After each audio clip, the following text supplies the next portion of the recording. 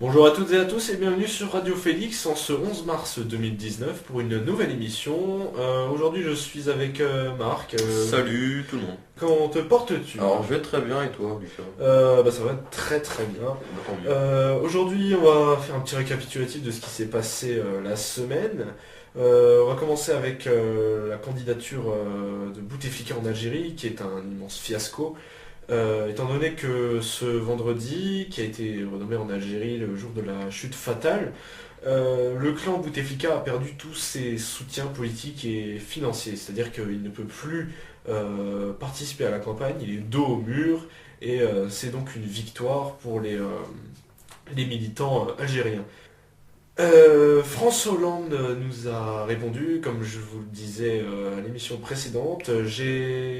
François Hollande a fait donc une demande au lycée de France afin qu'il puisse venir et parler de l'Europe. J'ai donc pris l'initiative personnelle de lui envoyer un petit mot auquel il m'a répondu. J'ai pas eu de date, mais c'est confirmé, il viendra au Félix Meyer. On enchaîne ensuite avec le festival Migration, petit rituel de la radio depuis l'année dernière, hein, quand même, ça date, hein, qui démarre avec un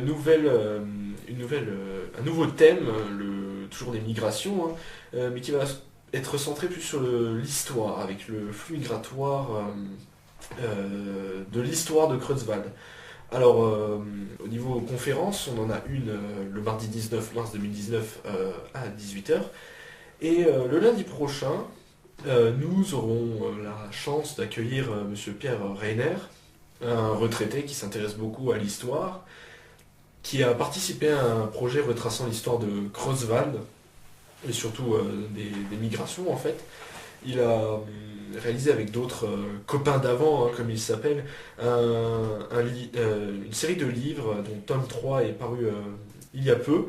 Donc les livres s'appellent l'histoire de Creutzwald, hein, tout simplement.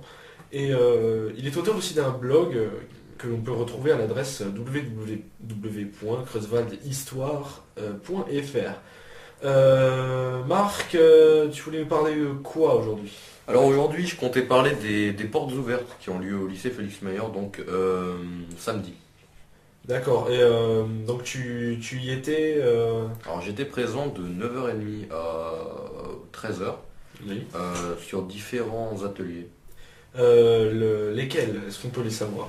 Tout d'abord, il faut savoir que il y avait beaucoup d'ateliers qui étaient présents, donc tous les ateliers du lycée, y compris la radio, le club manga, le club littérature, le club ICN, ou d'autres petits aménagements qui ont été faits, ou encore d'autres grandes associations comme l'Escale qui sont venues. À côté de ça, on avait les professeurs qui étaient chacun dans leur salle et qui présentaient leur matière aux futures secondes ou futurs lycéens.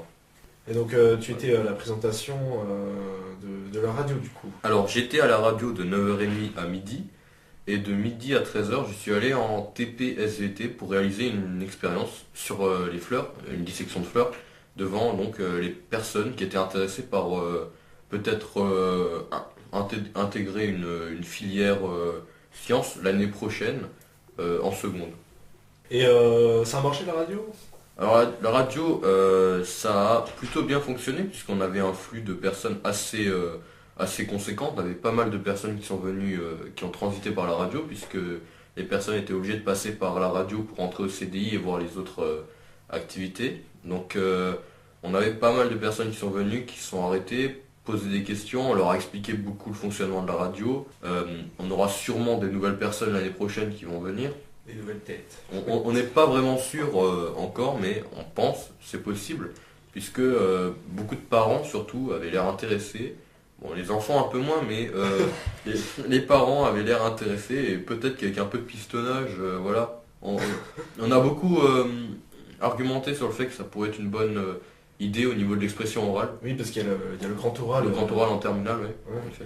Euh, et du coup, c'était quoi la stratégie pour faire un peu la propagande de la radio du coup? Alors déjà, nous, ce qu'il faut savoir, c'est que normalement, de 8h à 9h30, les gens passaient par le couloir direct pour entrer au CDI. Et normalement, ils devaient faire un chemin et ressortir par la salle 213, enfin 113, excusez-moi, et retourner d'où ils venaient. Malheureusement, les gens venaient au CDI, ne voyaient pas qu'il y avait la salle 113 et repartaient comme ça. Donc j'ai pris l'initiative de prendre une table et de faire un gros barrage sur le couloir, de manière à ce que les gens ne puissent plus passer par le couloir principal et soient obligés de passer par la 113 pour venir au CDI. Et donc, l'année dernière, hein, je pense que le principe a été repris cette année. On avait initié le principe de tract, qui avait pour but de communiquer les divers liens pour le journal, liens pour la radio. Ça a été réutilisé Ouais, c'est ça. Donc on a pris les tracts, on en avait un sacré paquet quand même au début, et on a distribué des tracts à chaque personne. À chaque fois qu'il y avait des gens qui venaient, on leur donnait des tracts, on leur parlait un peu. On n'a pas vraiment eu beaucoup de personnes qui sont venues, qui ont dit oh bah non ça nous intéresse pas, on s'en va. Non, non, on a eu beaucoup de personnes qui étaient intéressées. On leur a donné des tracts, ils ont dit qu'ils iraient voir sur le site de la radio, puisque les tracts envoyaient le site de la radio. Donc les gens disaient souvent qu'ils allaient voir plus tard, grâce au tract, un peu ce qu'on faisait. Voilà.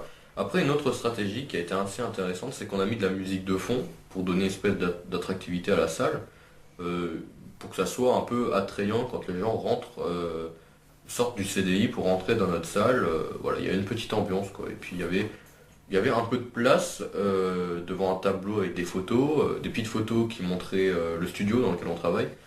Et il y avait de la place pour qu'il y ait quand même quelques familles qui puissent rester. Et comme les explications que je donnais étaient assez détaillées, on attendait qu'il y ait beaucoup de familles qui soient réunies, peut-être 2 ou 3 ou même 4, pour pouvoir donner les explications. Ou des fois, on prenait un peu de temps pour donner à chaque personne.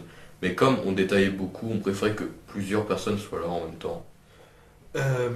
Tracts qui sont encore qui sont présents hein, toujours au CDI que vous pourrez retrouver. Merci Marc pour ton intervention et merci à vous, chers auditeurs, chères auditrices de Radio Félix, de nous écouter et de nous suivre toujours. Quant à moi, je vous dis à lundi prochain hein, pour l'interview de Monsieur Reiner et à une prochaine sur Radio Félix. Bye.